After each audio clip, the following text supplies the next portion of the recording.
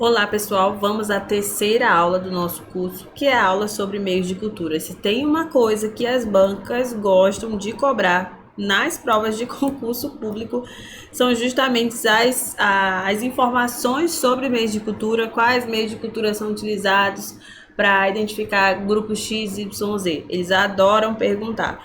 Então, antes da gente falar especificamente de quais meios são utilizados para identificar os cocos gram-positivos ou os bacilos gram-negativos, você precisa primeiro entender o que é o meio de cultura, quem são eles, como eles são classificados e como que a gente faz o controle de qualidade aí dessas substâncias, tá? Então, vamos começar agora seguindo essa linha de raciocínio. Então, o meio de cultura nada mais é do que uma preparação química que é feita por indústrias, ou você pode confeccionar também no seu laboratório, com o objetivo de permitir o crescimento dos micro-organismos, tá? E então esse meio de cultura ele vai fornecer, ele vai simular no laboratório, ou seja, in vitro, as condições necessárias para que aquela bactéria ou que aquele fungo ele cresça, ok? Então, como nós seres humanos, nós temos também uma diversidade de pratos, de alimentos, de formas de preparação, os meios de cultura eles também são divididos de acordo com a sua finalidade, com os micro-organismos que eu quero cultivar, de acordo com o objetivo que eu quero alcançar utilizando aquele meio, tá? Então, se você quer fazer a manutenção das bactérias que você comprou para o seu controle de qualidade, você vai usar um meio específico. Você quer semear uma urina e verificar o que está causando aquela infecção urinária naquele paciente, você vai usar um outro meio de cultura, tá? Você quer tentar ajudar o clínico ali a saber se aquela doença pulmonar é causada por uma bactéria, um micobactéria tuberculose. Você vai usar um meio de cultura específico para isso, tá? Então, cada meio tem a sua função e micro-organismos específicos. E quando que eles vão ser usados? Será que a gente só usa para a parte clínica? Não. O laboratório de microbiologia, o setor de microbiologia, ele é um setor que está presente em várias áreas da indústria, tá? Então você precisa ter um controle de qualidade microbiológico daquele produto que você está vendendo, especialmente se ele for da área alimentícia, tá? Então, indústrias que trabalham comercializando produtos alimentícios precisa ter um setor de qualidade onde esses produtos vão passar por uma análise microbiológica e, consequentemente, vai ter que usar meio de cultura para analisar esses alimentos, esses produtos. Água, sim, a água precisa ser avaliada sobre os padrões microbiológicos. Existem legislações que precisam ser atendidas para dizer se aquela água está potável ou não. Também passa pelo setor de microbiologia. Obviamente que atualmente, em relação à água, os laboratórios que já têm um certo tempo ali na tempo de desenvolvimento mesmo, né? Comercializando seus serviços. Ele já não usa especificamente meios de cultura, já existem kits específicos para analisar água, que são mais rápidos, são mais assertivos, né? E você tem um custo menor e com uma resposta melhor em relação às análises. Então, para a água, você já tem kits prontos para fazer essa análise, mas você, em alguns laboratórios, podem ainda precisar dos meios de cultura.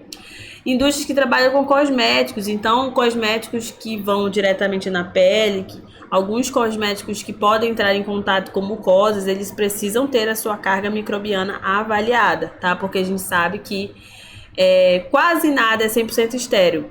No entanto, alguns precisam ter uma carga microbiana extremamente baixa, dado ao risco de uma infecção por conta do local onde aquele produto vai ser aplicado. Então, os cosméticos, para analisar cosméticos também usamos meios de cultura específicos. E, que é o objetivo do que a gente mais vai falar, é a parte da microbiologia clínica. Então, dentro da microbiologia clínica, que é onde você vai isolar micro-organismos que estão causando doenças, você precisa também ter bem claro e saber quem você está procurando. Porque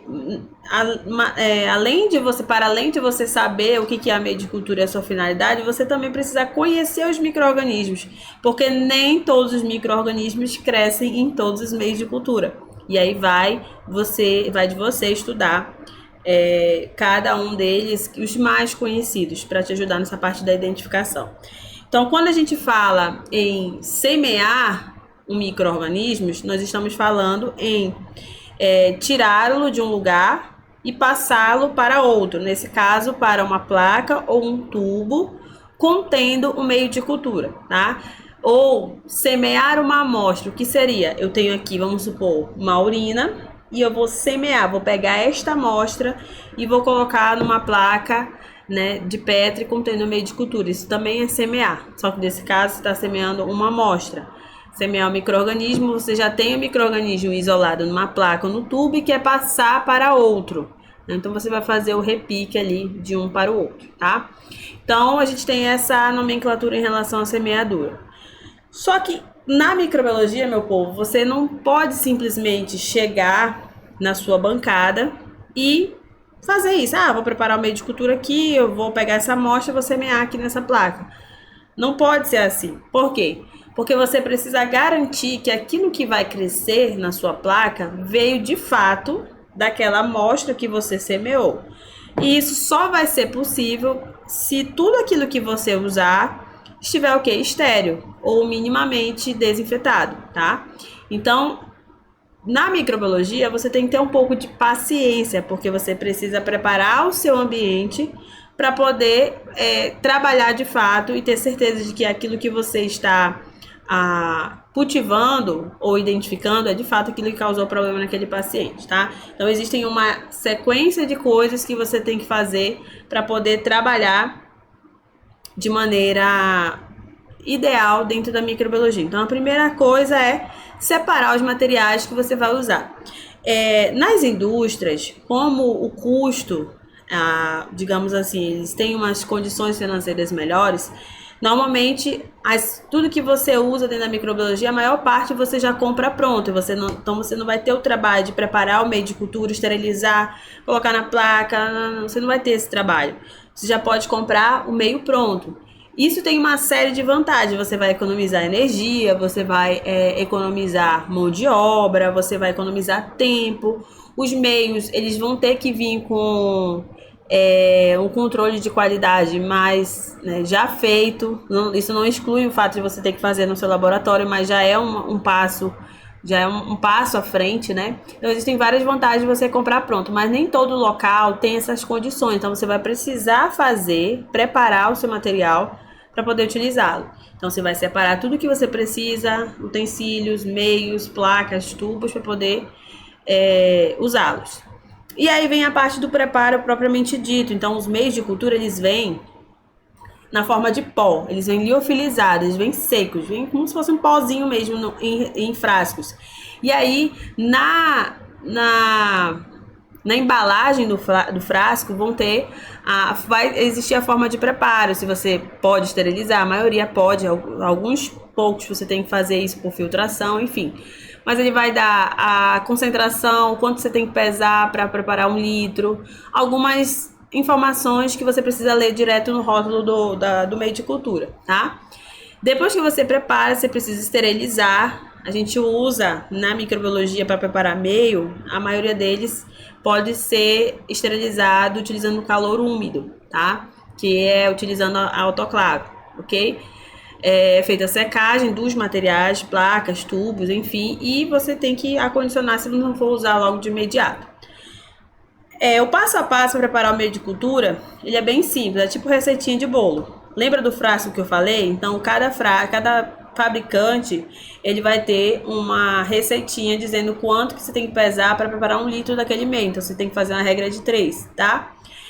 Só tomem cuidado, porque às vezes o mesmo meio, com fabricantes diferentes, tem modos de preparo diferentes. Então, por exemplo, a Casvi, né, o Agamaconk da Casvi vai dizer para tu pesar 39 gramas para preparar 1 litro.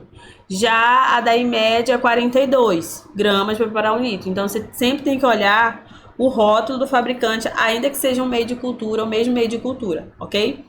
E aí você pesa, adiciona no frasco sempre limpo, né? Normalmente a gente usa o Erlen Meyer ou frasco shot.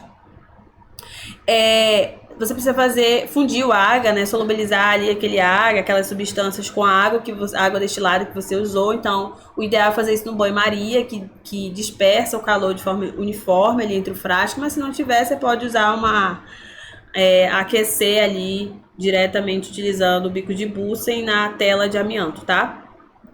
Depois que você funde o água, você solubiliza, fica bem bacana, você vai esterilizar dentro do autoclave, distribui de maneira uniforme esses frascos, né, para que o calor ele se dissipe ao longo de todo esse meio e aí ele fique realmente completamente estéril. Depois que ele sai, você espera ficar morno para poder verter, lembrando que na hora de guardar, o ideal é que ele seja guardado invertido, tá? Para que não haja a formação de vapor de água, né? Condense água na tampa, tá? Então aqui embaixo nós temos uma imagem de como que esses frascos de meio de culturas liofilizados, como eles são comercializados. Existe uma infinidade de meios de cultura e diferentes formas de classificá-los. Então, eu separei aqui 4 formas que vocês podem classificar os meios de cultura, mas dei uma atenção especial às classificações de acordo com a sua finalidade, porque é o que a banca às vezes cobra mais. Meios seletivos, meios diferenciais, tá? Normalmente é que elas pegam mais no pé, tá? Mas de maneira geral, eles podem ser classificados de acordo com o estado físico, a procedência das substâncias que os compõem, composição química e a sua finalidade. Vamos ver cada um deles e também os exemplos. Quanto ao estado físico, o meio de cultura, ele é uma preparação que pode levar em sua composição uma substância chamada de agar, tá? Que é justamente esse agar que vai permitir com que ele solidifique a temperatura ambiente. Tá vendo essa placa aqui? Então, essa placa, o agar, ele lembra uma gelatina, ele é muito mais consistente do que uma gelatina, tá? Mas é só para vocês associarem, para quem nunca viu. Então, é graças a esse agar que o meio ele fica sólido. A gente viu lá preparando que ele fica líquido, mas quando ele esfria, ele vai solidificar. Então, isso só é possível dada a presença do agar, que naquele frasco que eu mostrei aqui embaixo, tem que vir numa composição de até 2% do meio completo, tá? Então, vindo até 2%, aquele meio, com certeza, depois de esfriar, ele vai solidificar. Então, normalmente a gente usa o agar quando a gente quer ver as colônias formadas ali na placa. Eu quero visualizar as colônias, aqueles pontinhos, então eu vou semear essa minha amostra em uma placa ou tubo contendo agar, tá? No caso do tubo tem que ser inclinado. Existe também uma variação em relação à quantidade de agar que você tem no meio de cultura. Então você pode ter um meio que vai ficar completamente sólido, o meio que vai ficar completamente líquido e o intermediário, que é o semissólido. Ele é sólido, porém ele não é tão sólido a ponto de permitir a motilidade dos micro-organismos nesse meio. Então, normalmente, os meios de cultura semissólidos, ele tem uma concentração de agar menor que 1%.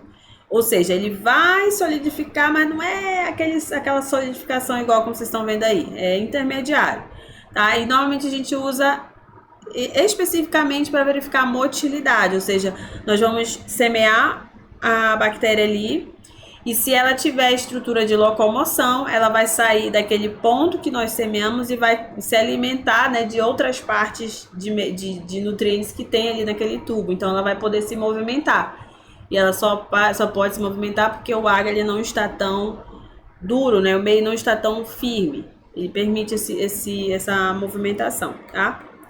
E o líquido é a variação, é o outro extremo, é aquele meio que não vai ter agar na sua composição, então ele vai ficar eternamente líquido, tá bom? Então mesmo que você deixe em temperatura ambiente, ele vai ficar eternamente líquido. E normalmente a gente usa os meios líquidos para reativar uma bactéria, né, ou um fungo, ou para mantê-los ali no laboratório para estudos ou para provas bioquímicas. Temos também Agora, a segunda classificação, que é de acordo com a procedência dos constituintes que fazem aquele meio de cultura. Então, nem todos os meios, eles são feitos utilizando componentes químicos que foram retirados de potinhos, assim foi juntando e fez o meio de cultura. Não. Existem aqueles que na sua composição, além do agar, você vai ter outras substâncias que não tem uma composição química definida. Então, por exemplo, o meio Lewis-Jensen, ele é um meio que é um dos meios que pode ser utilizado para crescimento de micobactérias de maneira geral, né? Especialmente Mycobacterium tuberculose.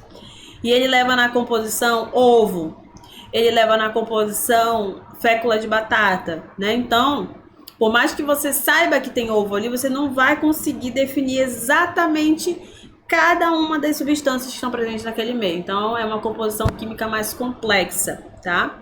O meio Lewis-Jensen é um exemplo.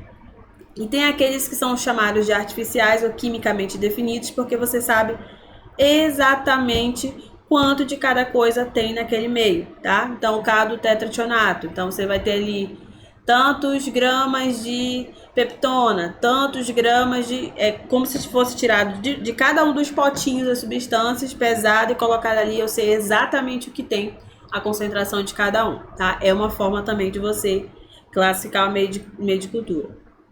Existem aqueles que são classificados de acordo com a sua composição química. Como assim? Eles podem ser chamados de simples, onde os nutrientes que foram colocados naquele meio, eles são nutrientes que são os nutrientes necessários para o crescimento da maioria dos micro-organismos. É uma comida simples, é tipo assim um feijão com arroz. Então, feijão com arroz a gente sabe que alimenta boa parte das pessoas, a maior parte das pessoas gosta. Então, ele é simples, vai permitir o crescimento microbiano sem fazer muita distinção de quem vai crescer ali, contanto que aquele micro-organismo consiga se alimentar daquilo que está sendo fornecido, tá? Então, o caldo nutriente, ele é um exemplo desse tipo de meio de cultura simples. Então, lógico, se eu estou querendo fazer identificação, eu não vou usar um caldo nutriente, porque o caldo nutriente ele vai permitir com que vários micro-organismos cresçam. E eu não quero que vários cresçam, eu quero que cresça, ou pelo menos cresça apenas aquele que está causando o problema, ou pelo menos me indique quem é aquele que está causando o problema. O caldo nutriente não vai te dar essa informação. Por isso que você precisa saber qual o objetivo que você quer alcançar para poder selecionar o meio de cultura certo, tá? Existem aqueles especiais, tá? É aquela picanha, né? Seria semelhante àquele nosso alimento mais chique, mais robusto, né? Mais rebuscado, tá? É um meio de cultura onde vai fornecer na sua composição substâncias químicas especiais para aquelas bactérias ou aqueles fungos mais exigentes, que tenham um paladar mais exigente, tá? Então, vou dar o exemplo aqui. O Haemophilus, né? O Haemophilus é uma bactéria que ele cresce bem em meio de cultura, como é o caso do agar-chocolate. Mas, apesar do agar-chocolate, não tem chocolate, gente, na composição, tá? Então, se você não sabe, o agar-chocolate, que é esse que você está vendo, é um meio base, onde é acrescentado, enquanto ele está bem quente, é acrescentado hemácias, tá? Hemácias padronizadas. De carneiro, né, de cavalo, que você compra. E aí, por conta do calor, essas hemácias lisam e tudo aquilo de nutriente que está dentro da hemácia fica no meio. Então, o Haemophilus, ele gosta, né, de um meio assim. Neisseria também ama, porque já os nutrientes já estão, que são especiais, já estão disponíveis para ele. Se eu semeio essa mesma bactéria, essas bactérias que são mais exigentes, num meio de cultura como o agar-sangue, que apesar de ter hemácia nele, mas às vezes a bactéria não consegue lisar a hemácia, então ela não vai crescer. Por isso que eu estou dizendo que você precisa entender quem você está pesquisando para poder você fornecer o meio de cultura específico, tá? Então, o meio de cultura especial é aquele que vai ter na sua composição substâncias que são importantes para o crescimento de alguns micro-organismos mais exigentes, que tem um paladar mais apurado, tá? Que só com o meio simples eles não vão crescer, tá bom? Então, você vai precisar usar um meio especial. E o quarto tipo de classificação é aquele de acordo com a finalidade, ou seja, são meios que você vai usar de acordo com aquilo que você quer, tá? Então, se você quer fazer você está pesquisando ali, você quer estar com um alimento que você precisa fazer uma análise microbiológica dele. Só que é um alimento que ele foi aquecido, ele foi refrigerado, ele passou por algum tipo de tratamento que causou uma certa injúria naqueles micro-organismos que estão presentes. Você não pode logo de cara colocar esse alimento, essa amostra, no meio de cultura super enriquecido, porque as células estão ali fraquinhas, elas estão abatidas, elas estão ali deficientes, né? Então você precisa fornecer um meio que vai ajudar a recuperar inicialmente para depois você fornecer a comida 100%, sabe? É igual quando uma pessoa está desnutrida.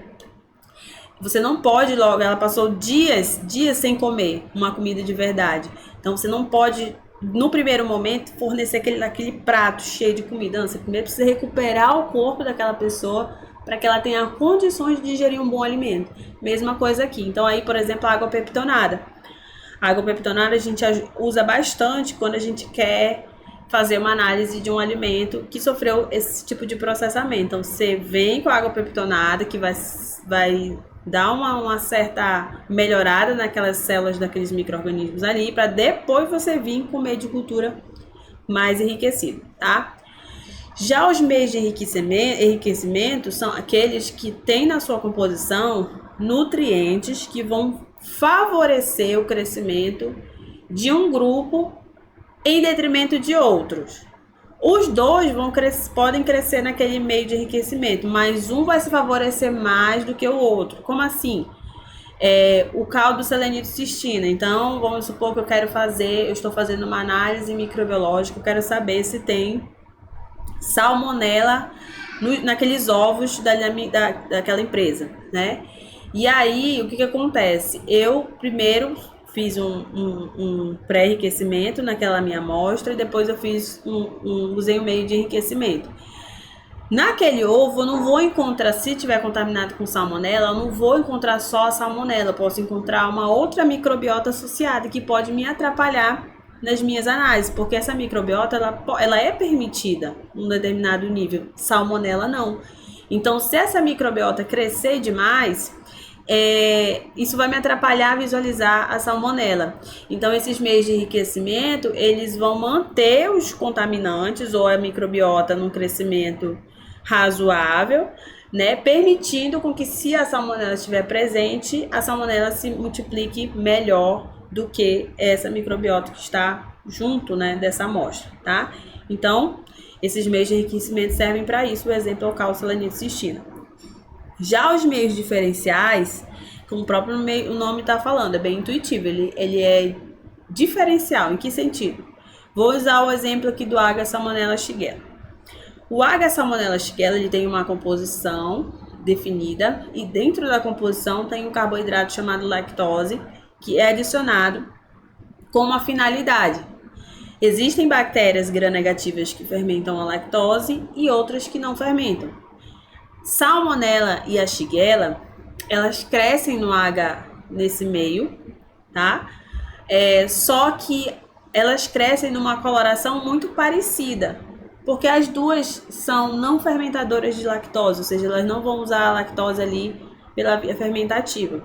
Logo, vão usar a lactose de outra forma e não vai produzir, não vai mudar o pH e não vai mudar de cor. Ora, eu estou com uma placa ali, onde eu tenho uma colônia transparente, pequena, e o meio é a Agar Salmonella Shigella. Só que tanto a Salmonella quanto a Shigella crescem transparentes, né, ou âmbar nesse meio. Então, como é que eu vou diferenciar as duas desse meio? O diferencial do Agar Salmonella Shigella é que existem componentes, né, como o tiosulfato, que ele vai fazer com que, se a salmonela estiver presente, a maioria delas produz o sulfeto de hidrogênio, e esse sulfeto de hidrogênio ele vai ser evidenciado por meio de pontinhos pretos nessa colônia. Então, eu sei que, se eu olhar nessa placa de HSS e ver essa colônia transparente com pontos negros, com centros negros, Esse é o meu diferencial para saber que muito provavelmente essa colônia lactose negativa é a salmonela e não a shigella. Apesar de as duas poderem crescer nesse meio, entende? Então, os meios diferenciais, eles vão ter substâncias que vão permitir o estabelecimento de diferenças entre os micro-organismos que são muito parecidos e que vão crescer naquele mesmo meio, tá? O HSS é um exemplo. Os meios seletivos, como o próprio nome já diz, eles vão selecionar. Aqui, na composição daquele meio, vai ter substâncias que vão inibir o crescimento de determinados grupos de micro-organismos. Como assim? Então, vamos usar o H-MACONC. O H-MACONC é um meio reconhecidamente utilizado para permitir o crescimento de bactérias gram-negativas. De maneira geral, as bactérias gram-positivas, elas não crescem no H-MACONC, porque existem substâncias nele que não são substâncias que não são toleradas pelas gram-positivas, na sua maioria. Então, elas não vão crescer. Então, você seleciona para crescer naquele meio somente um grupo, nesse caso, as bactérias gram-negativas. Existem também os meios de identificação, que no próprio termo é bem intuitivo, né? É um meio que vai ajudar na identificação do micro-organismo de acordo com a coloração, com a mudança de cor observada ali naquele meio. Então, são os meios que nós utilizamos bastante para as provas bioquímicas, como é o meio IAL, que é o que vocês estão vendo aqui do meu lado esquerdo, né? Você está vendo um tubo e aí a gente a gente semeia o micro-organismo nesse tubo e aí, de acordo com a fisiologia desse micro-organismo, ele produz enzima XYZ, ele vai modificar a aparência desse meio e aí, de acordo com a modificação, vou poder comparar com os padrões e dizer se é uma Escherichia coli, é uma Klebsiella. A gente faz muito isso com bacilos gram-negativos. Vai chegar uma aula que a gente vai falar sobre essa identificação, tá? Os meios de dosagem, que é quando você quer determinar a presença de algumas substâncias como aminoácidos, vitaminas e antibióticos. Meios para contagem, a gente utiliza bastante em análise de alimentos, onde você sabe, como eu falei anteriormente, alguns alimentos, na sua maioria, eles não são estéreis. Eles têm uma quantidade de micro-organismos ali considerado aceitável. Mas você precisa determinar se aquele seu lote está com a quantidade aceitável de micro-organismos. Então, você vai utilizar, por exemplo, o HPCA, que é o Plate Count H. O HPCA, você vai preparar, igual como eu falei anteriormente, esterilizar, colocar na placa, e aí você vai preparar uma suspensão do seu alimento e vai semear isso nessa placa. E aí vai crescer, as colônias vão crescer. Ele não vai dizer se é salmonela, se é Escherichia coli, não. Vai crescer várias colônias naquela placa e você vai contar e verificar se aquela contagem que você achou está dentro do padrão microbiológico aceitável. Se estiver dentro, tranquilo, né? Se não, você vai ter que se investigar o que está acontecendo na tua linha de produção ali, que está causando uma grande contaminação microbiana. Existem também os meios para estocagem ou manutenção. Mais adiante eu vou falar para vocês sobre o controle de qualidade. E o controle de qualidade dos meios, ele é importante para saber se de fato, porque às vezes você pode estar fazendo tudo certinho e a bactéria ou o fungo não está crescendo naquele meio. Então pode ser que aquele lote, né, daquele meio de cultura esteja com algum problema. Então você precisa ter micro-organismos padrão, que tenham já um crescimento definido, para analisar se os teus meios de cultura estão ok. Só que para isso você precisa mantê-los no laboratório sempre viáveis para serem utilizados. Então existem alguns meios que são utilizados com essa finalidade. No caso de fungo, pode ser usado o H-saboroso, se você quer manter um fungo ali para pesquisa, para ser utilizado para fazer testes antifúngicos, né? Então é uma opção. Aí você pensa, meu Deus, um monte de meio, como é que eu vou saber qual meio utilizar? Calma, né? A própria Anvisa, ela estabeleceu aí uma lista do que, dependendo da amostra do material que você tem. Isso aqui falando, tá, de microbiologia clínica. Se for alimento, você precisa ir na legislação específica para verificar qual micro-organismo você está pesquisando e depois ir nos padrões internacionais para ver quais são os testes validados para aquele tipo de micro-organismo. Mas, de maneira geral, para a microbiologia clínica já tem tudo isso definido. Então, de acordo com o material, você vai semear aquela amostra naquele meio de cultura, né? Então, urina, vamos achar a urina lá embaixo. Normalmente urina você pode semear no H-Cled junto com o H-Sangue, que ele já te dá ali mais ou menos uma noção de quem está causando aquela infecção urinária e assim também para todos os outros tipos de amostra. Como que você semeia essa amostra? Não é só pegar a urina e jogar na placa. Não, existem formas específicas de você semear essa amostra. Então, as amostras elas podem ser semeadas tanto em meio sólido quanto em meio líquido. Esse meio sólido ele pode estar condicionado tanto em tubo quanto em placa, vai depender do que você quer fazer, tá? Então, se você quer verificar motilidade, fazer prova bioquímica, normalmente a gente faz em tubo de ensaio. O meio, ele precisa estar inclinado, tá? Com exceção da prova de motilidade. Mas se você quer, por exemplo, verificar o crescimento de colônias, o meio tem que ter solidificado, inclinado. E aí você usa esses instrumentos aqui, que são as alças bacteriológicas. Ela tem tanto na versão descartável, que é de plástico, quanto na versão onde você tem uma alça de platina com fio de... Não, alça de cooler com fio de platina, onde você pode aquecer e esterilizar na ponta de uma amostra para outra, tá? De todo modo, você vai fazer uma espécie de estria na superfície desse meio de cultura.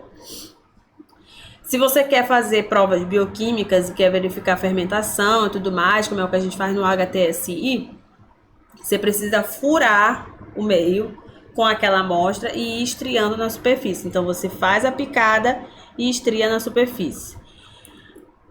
Se você quer ver motilidade, o meio ele não tem que estar inclinado. O água utilizada é um meio de cultura semissólido e você faz apenas uma picada central.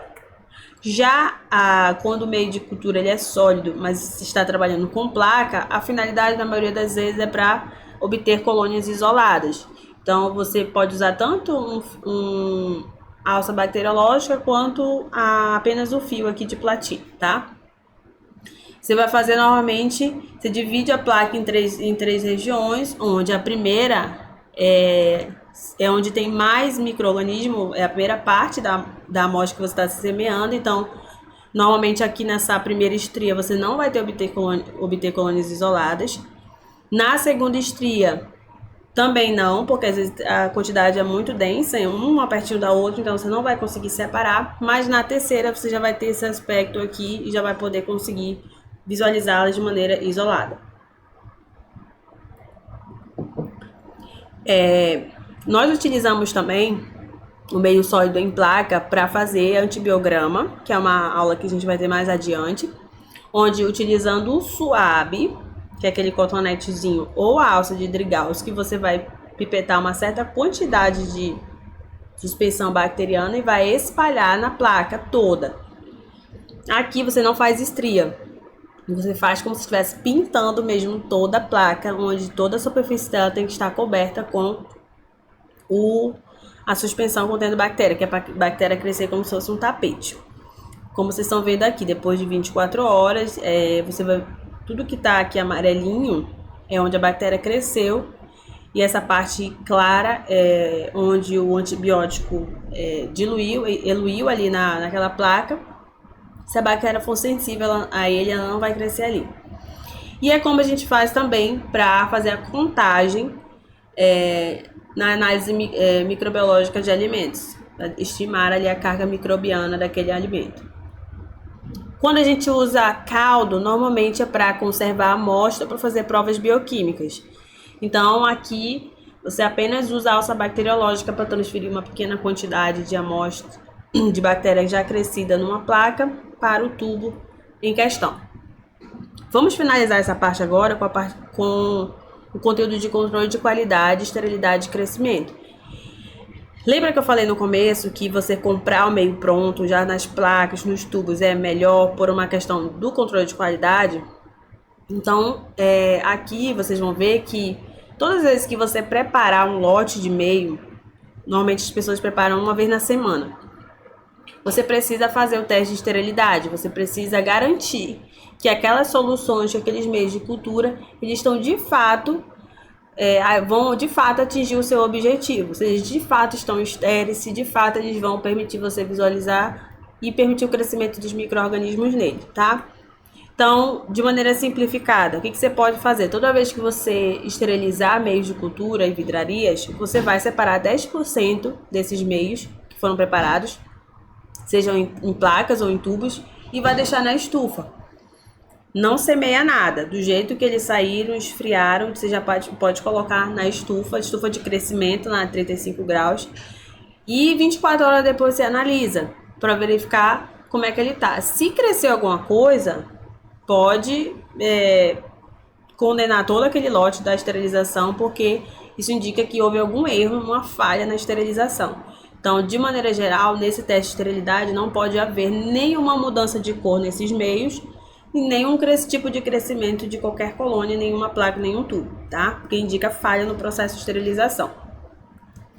Já depois que passou no teste de esterilidade, você precisa verificar se os meios de cultura eles estão dando as informações corretas, se eles estão de fato permitindo o crescimento dos micro-organismos nele. Então, você precisa utilizar micro-organismos padronizados, que são as cepas que a gente chama de ATCC, que é a sigla aqui da coleção de culturas norte-americanas. São bactérias, são fungos padronizados, que tem toda a sua parte fisiológica caracterizada, seu tipo de crescimento, então não tem erro, tá? Então você precisa comprar, o seu laboratório precisa comprar essas cepas para você testar a qualidade dos seus meios de cultura, dos seus reagentes, das suas colorações, para ver se está tudo certinho de fato. Isso faz parte daqueles programas de controle de qualidade, tanto interno quanto externo, tá? Precisa verificar isso no seu laboratório. E uma outra coisa que é importante também é verificar se o teu equipamento, nesse caso a tua autoclave, está de fato esterilizando, chegando na temperatura correta, se o vapor está correto, se está de fato esterilizando. Então existem alguns indicadores, tanto químicos quanto biológicos, para verificar essa qualidade. Mas antes da gente passar, aqui é só uma imagem, né, mostrando um indicador biológico de funcionamento da autoclave. Então você compra isso, tá? Você coloca esse tubo no meio das tuas coisas lá, como se fosse qualquer outra coisa que você ia esterilizar. E aí depois você avalia, conforme as instruções do fabricante, se houve crescimento ou não desse micro-organismo que vem dentro desse tubinho, tá? São testes biológicos, eles podem ser feitos no caso das autoclaves que usam vapor úmido, normalmente é o Geobacillus estearotermófilos, tá? Se você usa esterilização por calor seco, normalmente é o Bacillus subtilis, tá? Você vai colocar lá dentro, vai deixar o mesmo ciclo, igual como você faz com as suas vidrarias, com os seus meios de cultura, e depois vai avaliar se houve crescimento ou não. Se ele cresceu, você tem que mandar consertar a sua autoclave, tá? E em relação ao controle de qualidade e meios de cultura, a gente vai ficar por aqui, mas vocês viram que é muita coisa. Então, eu sugiro que vocês assistam essa aula a quantidade de vezes que forem necessárias para você gravar, fazer suas anotações e conseguir responder as questões relacionadas, questões de concurso relacionadas a esse tema, tá bom? Até a próxima aula.